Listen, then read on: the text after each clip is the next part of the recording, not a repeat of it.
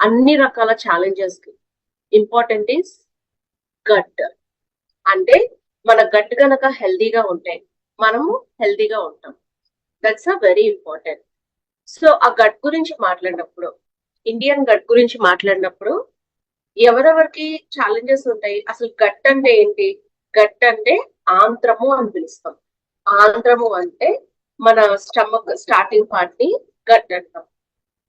57% మంది ఒబెసిటీలో ఉన్నారు, అంటే స్థూలకాయంతో.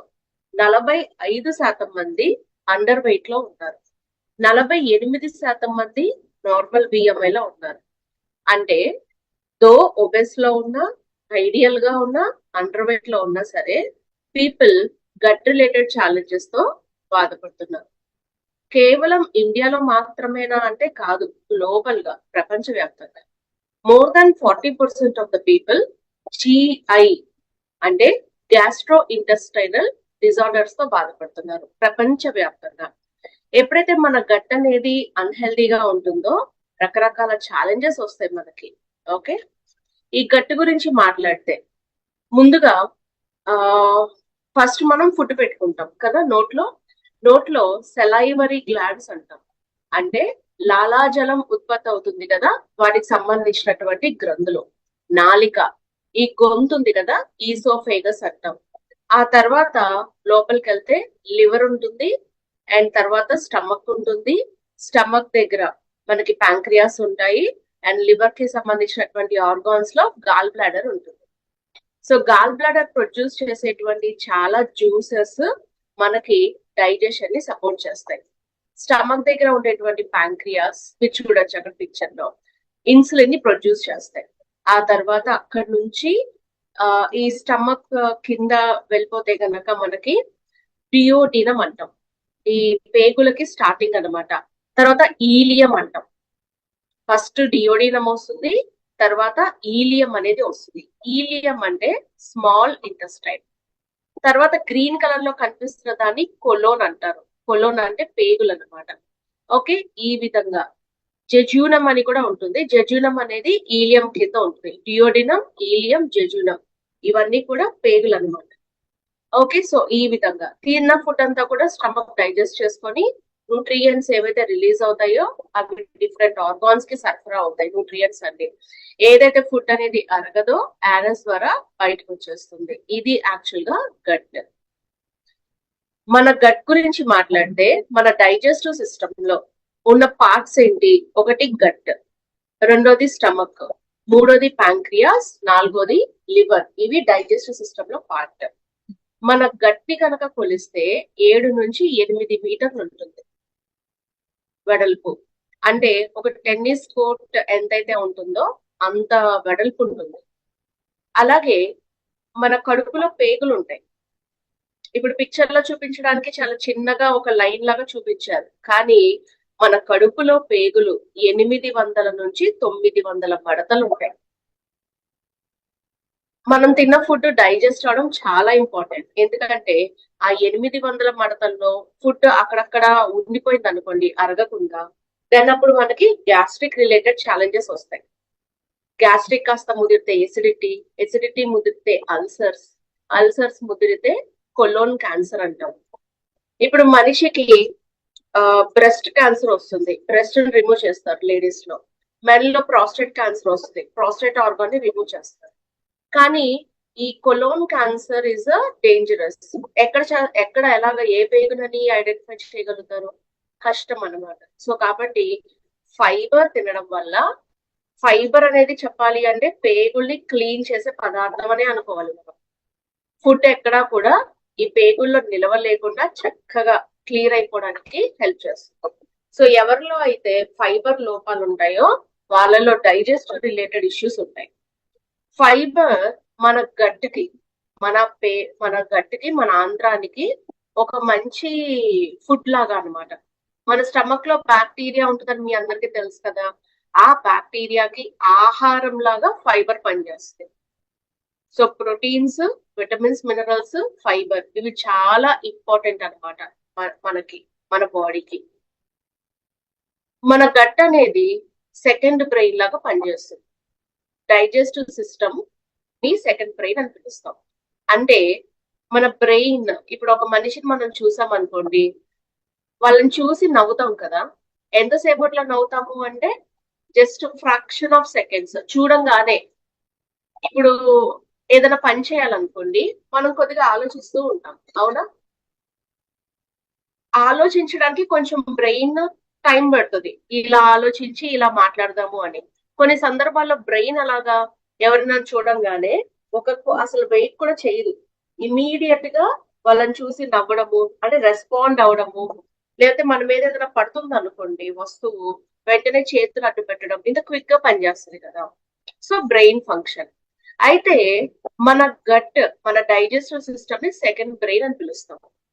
మన స్టమక్ లో ఉంటాయి ఈ పేగులు ఇవన్నీ ఉంటాయి, నర్వస్ సిస్టమ్ ఉంటుంది. దీన్ని ఈఎన్ఎస్ అంటాం. బ్రెయిన్ లో ఉన్న నర్వస్ సిస్టమ్ ని సిఎన్ఎస్ అంటాం, సెంట్రల్ నర్వస్ సిస్టమ్. మరి మన కడుపులో ఉన్నటువంటి నర్వస్ సిస్టమ్ ని ఎంటరిక్ నర్వస్ సిస్టమ్ అంటాం. ఈ central nervous system, enteric nervous system రెండింటికి కూడా, అంటే సింపుల్ గా చెప్పాలి అంటే బ్రెయిన్ కి గట్ కి కూడా ఒక కనెక్ట్ ఉంటుంది. మీ గట్ ఎలా ఫీల్ అవుతుందో మీ బ్రెయిన్ అలా పనిచేస్తుంది. ఉదాహరణకి ఒక్కొక్కసారి స్వీట్లు తినాలని తెగ అనిపిస్తుంది, అవునా? ఒక్కొక్కసారి కళ్ళ ముందు ఎన్ని స్వీట్లున్నా తినాలనే అనిపించదు. ఆ ద బెస్ట్ ఎగ్జాంపుల్ నాకే. ఒక్కొక్కసారి ఇంట్లో ఎన్ని స్వీట్లు ఉన్నా, లేకపోతే హోటల్కి వెళ్ళి స్టే చేస్తాం కదా, బ్రేక్ఫాస్ట్ లోనో లంచ్ లోనో అసలు ఎన్ని కేక్స్ స్వీట్స్ ఉంటాయి, అస్సలు తినాలనిపించదు. ఇంట్లో ఏమీ లేనప్పుడు తెగ క్రేవింగ్స్ వచ్చేస్తాయి స్వీట్స్, అవునా? సో నా కడుపు ఎలా ఫీల్ అవుతుందో నా బ్రెయిన్ అది రిప్రజెంట్ చేస్తుంది మీకు ఇలాంటి ఫీలింగ్ అని. అలాగే ఇంకొన్ని చేంజెస్ కూడా ఉంటాయి. సో ఉదయం లేవగానే ప్రోటీన్ తిన్నాం అనుకోండి, సో ఆ ప్రోటీన్ తిన్నప్పుడు ఎలా ఉంటుంది అంటే ఆ రోజు ఎలాంటి క్రేవింగ్ లేకుండా ఉండేలా చేస్తుంది, బికాస్ మీ గట్ ఫీల్ అయ్యేది మీ బ్రెయిన్ చెప్తోంది.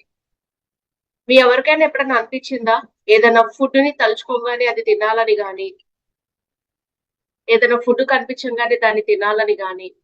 జస్ట్ సెకండ్ అండి, జస్ట్ సెకండ్.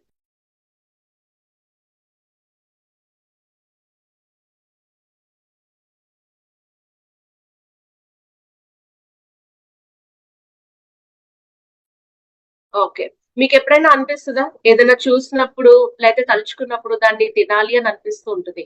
ఒక్కొక్కసారి మీకు ఎంత ఇష్టమైనదైనా సరే మీ కళ్ళ ముందు కనిపిస్తే అసలు తినాలనే అనిపించదు. ఇవన్నీ జరుగుతూ ఉంటాయి కదా. అది మీరు అనుకుంటున్నారా? కాదు, మన గట్ అనుకుంటుంది. మన గట్ ఏదైతే అనుకుంటుందో దాన్ని మన బ్రెయిన్ ఐడెంటిఫై చేస్తుంది. కాబట్టి మీ బ్రెయిన్ బాగా పనిచేయాలి అంటే, అంటే ఏ విధంగా కొన్ని ఫుడ్స్ ని కంట్రోల్ చేసుకోవాలి అన్నా, లేదు అంటే తెలివితేటలు ఒక్కొక్కసారి బ్రహ్మాండంగా పనిచేస్తాయి. ఒక్కొక్కసారి తెలిసింది కూడా సమాధానం మనం చెప్పలేకపోతాం, అవునా? వీటన్నిటికీ కూడా gut plays a very important role అనమాట. నేను చూస్తూ ఉంటాను, ట్రావెల్ చేసేటప్పుడు ట్రావెల్ లో మాకు కంపెనీ ఏం చేస్తుంది, ఫుడ్ ప్రొవైడ్ చేస్తుంది. సో మనం పర్చేస్ చేసుకుని చక్కగా మనం ఆ బిల్ ని పెట్టుకోవచ్చు అనమాట. మీలో చాలా మంది నమ్మరు, అసలు నేను ట్రావెల్ కి వెళ్ళినప్పుడు ఫుడ్ తినను. ఐ ఫీల్ సో లైట్ అనమాట. కావాలని అలా తినను నేను. ఎందుకంటే కొంచెం ఎక్కువ ఏదైనా తిన్నాను అనుకోండి, నాకు బ్లోటింగ్ ఇష్యూ ఉంది, బ్లోటింగ్ వచ్చేస్తుంది. రెండోది, తిన్న తర్వాత తిన్న తర్వాత ట్రైనింగ్ తర్వాతే తినాలి అంటే గనక.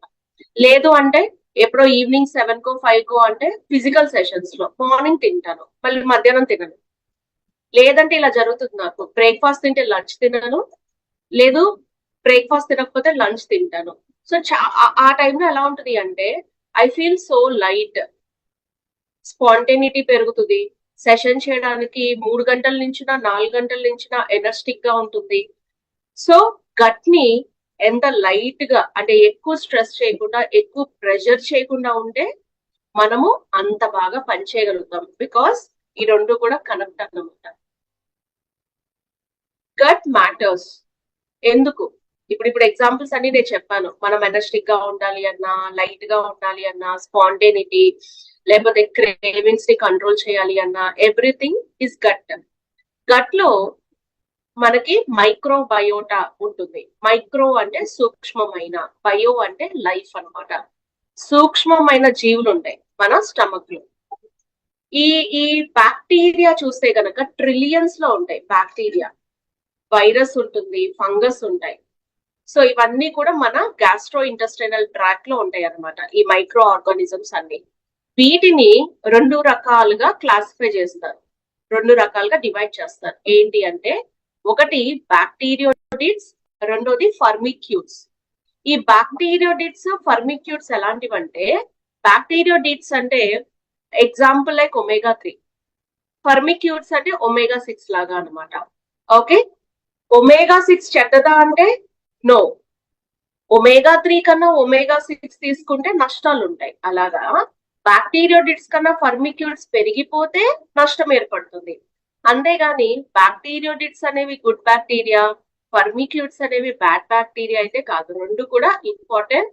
లేకపోతే ఫర్మిక్యూట్స్ కన్నా కూడా బ్యాక్టీరియోడిడ్స్ కొద్దిగా ఎక్కువగా ఉండాలి. గట్ డిస్బయోసిస్ అంటాం. డిస్బయోసిస్ అంటే ఏంటి? సరిగ్గా ఫంక్షన్ చేయకపోవడము. మరి మన గట్ ఎందుకని సరిగ్గా ఫంక్షన్ చేయదు? ఈ బ్లోటింగ్ ఇష్యూస్ కానీ, తిన్నది అరగకపోవడం కానీ, అనీజీ కానీ, తేపులు కానీ ఏది తీసుకున్నా కూడా. ఎందుకు? బికాస్ డైవర్సిటీ ఆఫ్ బ్యాక్టీరియా అన్నమాట. అంటే ఏంటంటే, గుడ్ బ్యాక్టీరియా అంటే బ్యాడ్ బ్యాక్టీరియోడిడ్స్, ఫర్మిక్యూట్స్ యొక్క నెంబర్ సరిగ్గా లేకపోవడం, ఈక్వల్ గా లేకపోవడం, లేకపోతే ఈ బ్యాక్టీరియోడిడ్స్ ఎక్కువ లేకపోవడం, మన గట్ కి హెల్ప్ చేసే గుడ్ బ్యాక్టీరియా లేకపోవడం, మన గట్ లో బ్యాడ్ బ్యాక్టీరియా ఎక్కువగా అయిపోవడం, ఇవన్నీ కూడా ఛాలెంజెస్. ఓకే, చూడండి చాలా ఫుడ్స్, ఇప్పుడు ఫర్ ఎగ్జాంపుల్ ఒక బిర్యానీ ఉంది, తినడం మంచిది కాదా అంటే, బయటది కాకుండా ఇంట్లో చేసుకుంది తింటే మంచిది. ఇప్పుడు సమోసా ఉంది, మంచిది కాదా అంటే, బయటది ఎలాంటి ఆయిల్స్ యూజ్ చేస్తారో, ఎలాంటి మెటీరియల్, అది మంచిది కాదు. ఇంట్లో చేసుకుంటే హెల్దీగా చేసుకోవచ్చు. ఇప్పుడు ఆయిల్ లేకుండా ఎయిర్ ఫ్రైయర్స్ వచ్చాయి, అందులో చేసుకోవచ్చుగా, మైక్రో ఓవెన్ లో చేసుకోవచ్చు. ఓకే, సో చేసే మెథడ్, యూజ్ చేసే ఇంగ్రీడియంట్స్ వల్ల కొన్ని కొన్ని మంచివి కావు. ఫైబర్ ఫుడ్స్ తీసుకుంటే మంచిది. ఇవన్నీ చేయనప్పుడు ఏం జరుగుతుంది మనకి? అండ్ రెండోది, మనలో చాలా మందికి టైం లేదు, ఎక్కువ అలసిపోతున్నాం. అవునా? శక్తి రావట్ల మనిషికి. ఒకప్పుడు ఖచ్చితంగా మన ఇంట్లో పాలు తోడేసుకుని పెరుగు తినేవాళ్ళం. బట్ ఈ రోజు పాలు తోడేస్తున్నామా? ఓ పెరుగు ప్యాకెట్ కొనుక్కొచ్చుకుంటున్నాం. Do you agree with me? నేను రోజు అనుకుంటా ఇంట్లో పాలు తోడేద్దాం అనుకుంటా, అవ్వదు.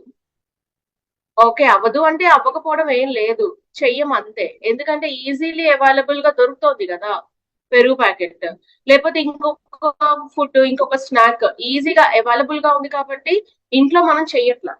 రెండోది, అందరం కూడా ఎలా ఫీల్ అవుతున్నాం? ఇది ఇది యాక్సెప్ట్ చేయాల్సిందే. అరే, నేను ఇంతసేపు గ్యాస్ స్టవ్ ముందు నించొని కష్టపడి ఇంత చేసే బదులు 100 రూపాయలు ఇస్తే నాకు ఇవన్నీ దొరుకుతున్నాయి, 50 రూపాయలు ఇస్తే చక్క దొరుకుతున్నాయి. ఒక ప్లేట్ ఏంటి పునుగులు 20 రూపాయలు, నేను శుభ్రంగా తెచ్చుకుని తినేస్తే కడుపు నిండిపోతుంది. అవునా? ఇన్ని చెప్పే నేను మోస్ట్ ఆఫ్ ద టైమ్స్ ఆఫీస్కి వెళ్ళినప్పుడు హాఫ్ డే అనుకుని వెళ్తా, ఫుల్ డే ఉండిపోయినప్పుడు బయట నుంచి ఒక ఇడ్లీయో లేకపోతే ఒక రవ్వ దోశ తెప్పించుకుని తినేస్తాను. తెలుసా నాకు అవి ఎలా చేస్తారు, ఎంత మంచి ప్లేస్ నుంచి తెచ్చుకున్నాం. ఇవన్నీ దేన్ని ఎఫెక్ట్ చేస్తాయి? గట్ ని ఎఫెక్ట్ చేస్తాయి. గట్ హెల్దీగా ఉంటేనే ఈవెన్ మనం ఎనర్జెటిక్ గా ఉంటాం. సో హిపోక్రేట్స్ ఏం చెప్పారు అంటే, ఈయన ఒక డాక్టర్ అన్నమాట, 5 BC కాలంలో డాక్టర్. ఓకే, జర్మన్ కి చెందినటువంటి వ్యక్తి అన్నమాట. హిపోక్రేట్స్ ఏం చెప్పారు అంటే, all diseases begin in gut.